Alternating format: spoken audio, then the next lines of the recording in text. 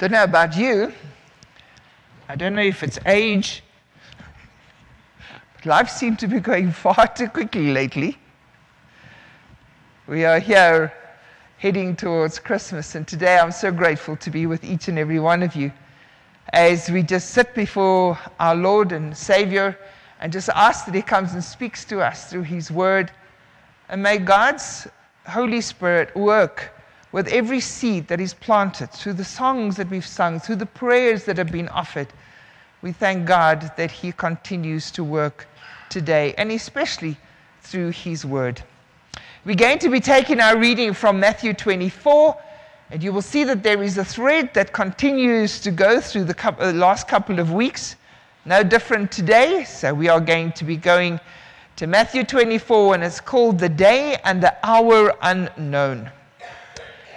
But about that day or hour no one knows, not even the angels in heaven, nor the Son, but only the Father. As it was in the days of Noah, so it will be at the coming of the Son of Man. For in the days before the flood, people were eating and drinking, marrying and giving in marriage, up to the day Noah entered the ark. And they knew nothing about what would happen until the flood came and took them all away. That is how it will be at the coming of the Son of Man. 2 men will be in the field, one will be taken and the other left. 2 women will be grinding with a handmill, one will be taken and the other left. Therefore, keep watch, because you do not know on what day your Lord will come. But understand this, if the owner of the house had known at what time of night the thief was coming, he would have kept watch and would not have left his house be broken into. So you also must be ready, because the Son of Man will come at an hour when you do not expect Him. We have mentioned that today starts our Advent journey, where we remember that the people of old waited in great anticipation for the coming of the Messiah. Today, we are remembering how we are also called to wait with great anticipation and preparation for the Messiah's second coming, just as it was prophesied by our Lord Jesus Christ Himself. Advent always leads us to reflect on Christ's return. And we all know that this could cause either panic or great excitement. The past couple of weeks there has been this theme, and as Ryan has mentioned last week, where scriptures have led us into the urgency of living for the coming. Last week the sermon's topic was be prepared and don't panic. That continues to run through my mind as we were preparing for this Sunday as well. This week is no different, and as the scriptures continue to speak into this urgency with some guidelines which we often need reminding of, and that is how we are to live with this great expectation. So how do we live as if we are awaiting expectantly for His coming? What does it look like? Let me give you a practical example of in my own family. So my son and my daughter-in-law were planning for an overseas trip, and they needed to go. Listen to this, they needed to go to Italy to watch the Formula One. It's one of their dreams, is to watch the Formula One right there in the hometown. So for months and months they prepared in different ways to be able to enjoy all of the trip. They had saved so hard and they had planned meticulously for this trip. Whenever my son had a chance, he would learn how to speak the language, Italian. And they would sit and plan their daily sightseeings, their visits, and their places to stay. So we were even given the rundown. We were given the itinerary and the map where they would be, at what times, and the days, and all that they were going to be enjoying to the uttermost when the time came.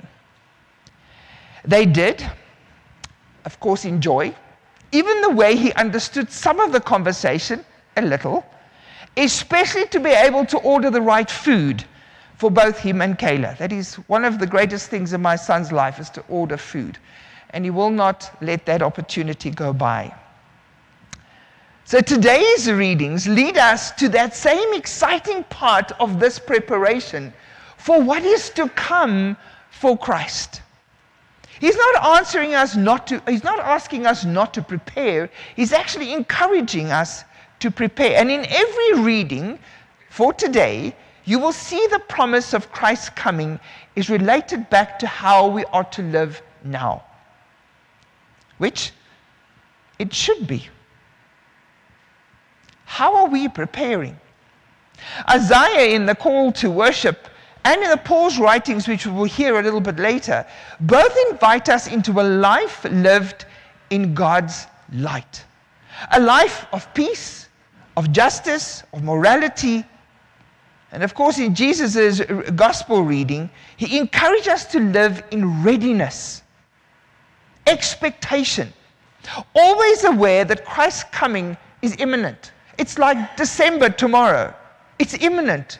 It's going to arrive. And avoiding the temptation, unlike those in Noah's day, of growing absorbed in self-interest and personal pleasures, we are rather called to become ready. At the heart of today's topic of living from hope, we are called not only to live from hope, but to live up to a higher standard. God calls us to live by a higher standard. Let us now hear what Paul has to say about what living from hope actually looks like. And he knew that in the time that he was writing these letters, these Christians were new at this. They were new at understanding what it all means. They had been guided by the scriptures and according to the interpretations of the Pharisees of the time and the priests. So what Paul and the others needed to do was to guide the people, the new Christians, as well as us, into a way of living. And I'm going to be reading from Romans 13. It says, "The day is near. As you do all this, you know what time it is. The hour has already come for you to wake up from your sleep. Now our salvation is nearer than when we first had faith. The night is almost over and the day is near.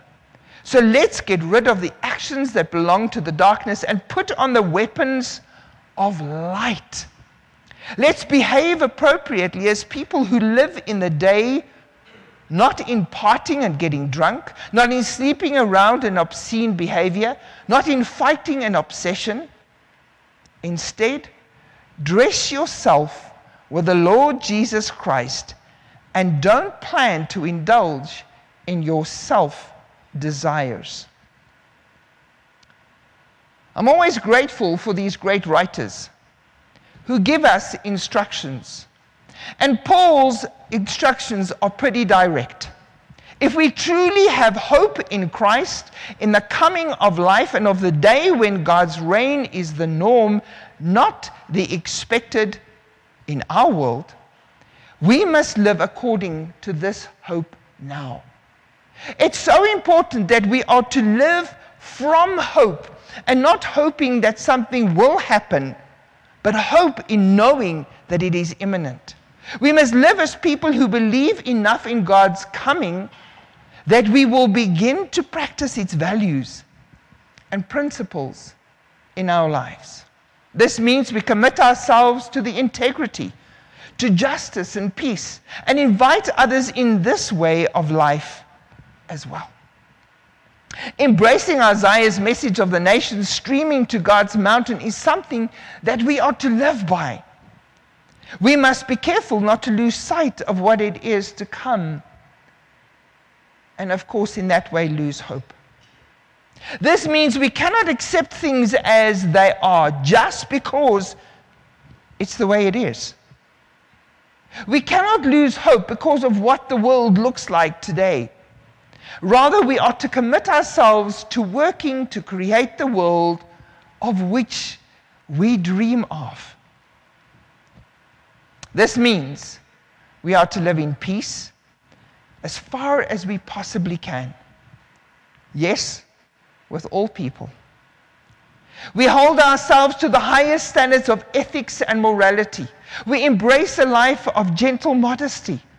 Hard in today's life, where everything is flashy. Not in the unfortunate limited sense in which that word is usually used. Modesty.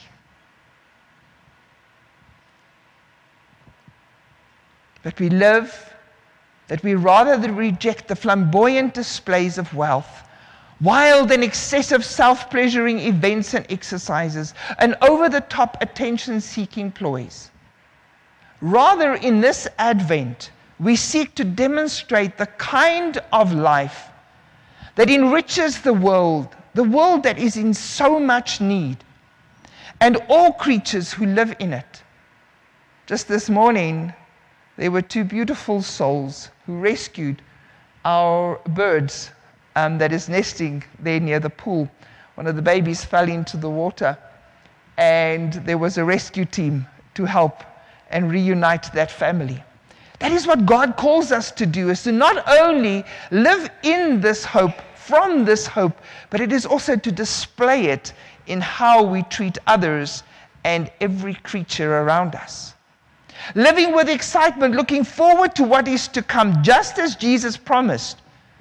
Jesus never said something was going to happen if it wasn't going to. And creating an excitement for others to follow. Have you ever been excited about something? Not really of someone's interest, but just because you are so excited, they will follow suit.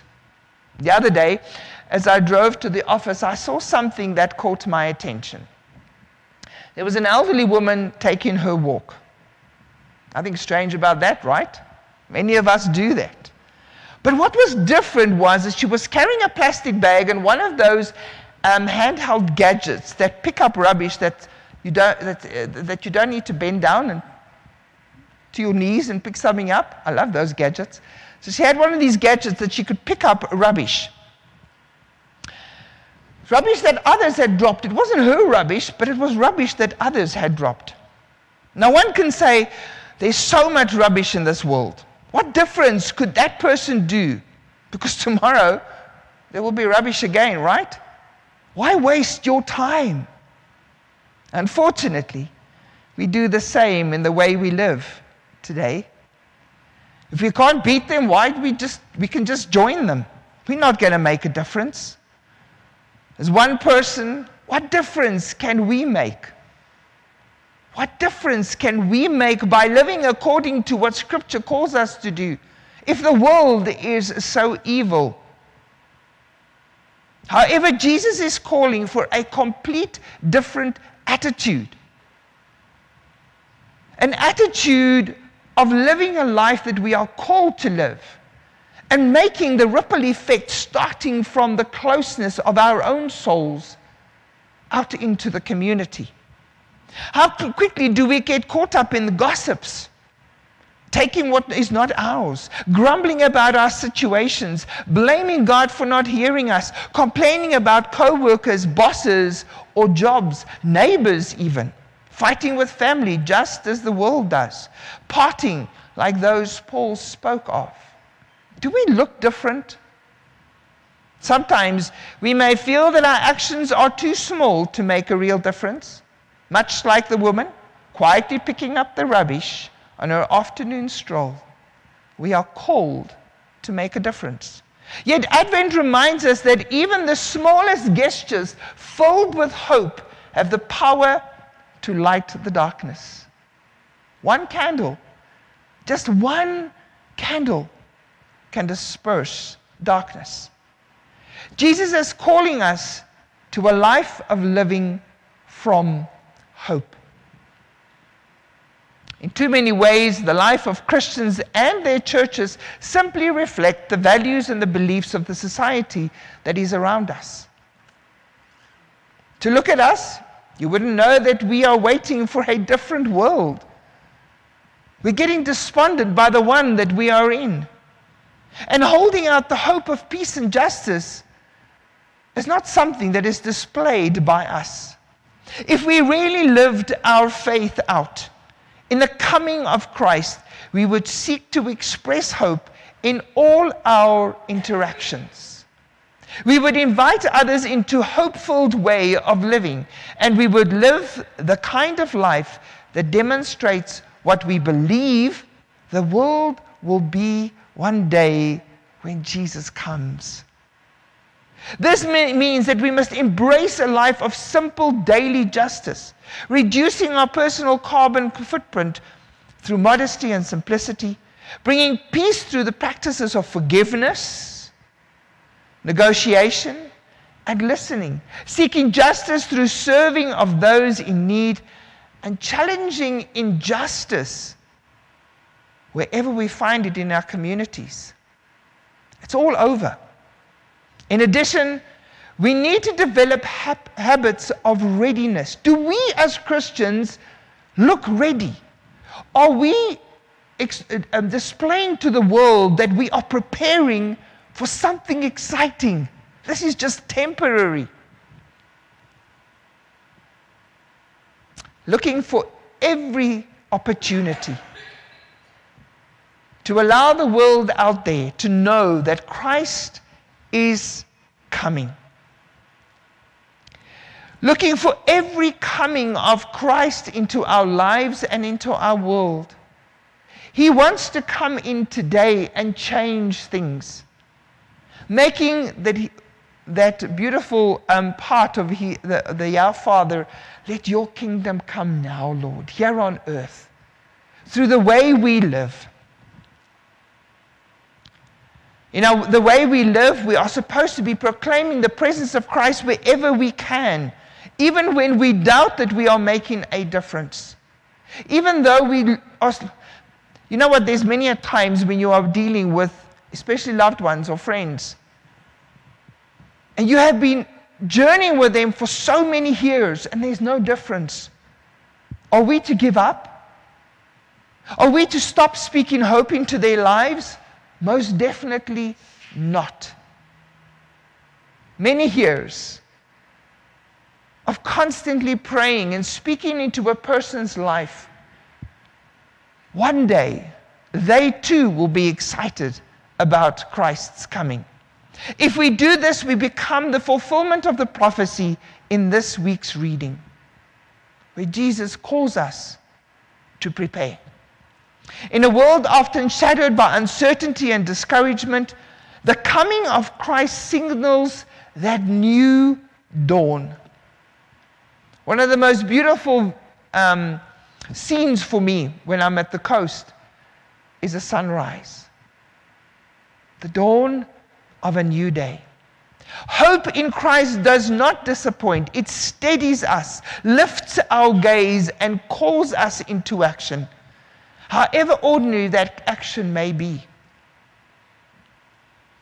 The birth of Jesus was humble, but its impact and remains transformative. Just as light shines brightest in the darkness, even a single act of hope can spark a change in our communities because it has started that change in our own hearts. This Advent, let us prepare for Christ by recognizing that hope is not passive. It's not something that we just leave in a drawer. It inspires us to participate in God's work of redemption, no matter how small our contribution may feel.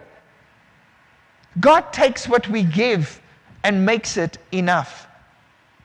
May we become beacons of hope to those around us, confident that Christ walks with us, empowering each and every footstep that we take. Jesus, of course, emphasizes that the Son of Man will come at an hour we do not expect. This is not meant to instill fear, but rather to awaken hopeful vigilance, something that makes us excited, inspire us to work forward as Paul has called us to do. It is an invitation to live each day with purpose, attentive to God's presence and responsive to His call. The uncertainty of the timing is not the reason for anxiety, but a reminder to be faithful in the very present moment that we are living. Every act of kindness, every prayer, every step towards justice and compassion is a way of preparing our hearts for Christ's coming. Let us therefore stay awake, not just physically, but spiritually too, so that we do not miss the opportunities God places before us, speaking into others' lives, praying for them, exciting them too for what is coming. May we be ready to welcome Christ, not only at the end of time, but in the faces and the needs of those around us today, in this moment. May this Advent season let Christ find us alert, hopeful, and living as people who have this promise, and not empty promise, an imminent promise. An Advent that happened more than 2,000 years ago in a small dot on this planet Earth, not in palaces of this world, but in a lowly manger, still has the power to ripple through time and bring hope to this world, our world, your world. I want to close this morning with the beautiful words of King David that he wrote in Psalm 122. It's called a pilgrimage song. I'm going to read the last few verses, and I want this to just settle in our hearts and become something that we desire. Pray that Jerusalem has peace. Let those who love you have rest. Let there be peace on your walls. Let there be rest on your fortifications. For the sake of my family and friends, I say, peace be with you. For the sake of our Lord, our God's house, I will pray for your good. Come, let us pray. Heavenly Father, in this cynical and despairing world, give us a quietly prophetic voice to proclaim your hope. In a violent and angry world, O God, give us a quietly prophetic voice to proclaim your peace. In a world that is totally disinterested in you, O God, give us that prophetic voice to proclaim your compassion. In a lowly and inhospitable world, O God, give us that prophetic voice to proclaim your love. In a grieving and weeping world, O God, give us that prophetic voice to proclaim your joy. May we be so captivated by your hope, that hope that you speak of, that we cannot help but shout, sing, and enact the message of your reign, which is always coming in our world. And may our prophetic lives be channels of your restoring grace wherever we may go. Dear Lord, we imagine a world where peace and justice are ordinary realities of life. We dream of a planet where giving and sharing are second nature to all people. Heavenly Father, we envisage an earth where joy and celebration fill the news and our entire lives. It may seem like a delusion, but we have an incredible hope, a hope in you, because we hope in the one who has come, who proclaims such a world, and who gave his life for that exact world. We hope in the one who is always coming, surprising us with the presence and the restoring work of our Lord and Savior. We hope in the one who will come in every age, to every generation, until this dream, dear Lord, has come true. We have an incredible hope only because of you, and we praise you for it. We thank you in the name of our Lord Jesus Christ for this hope. Amen.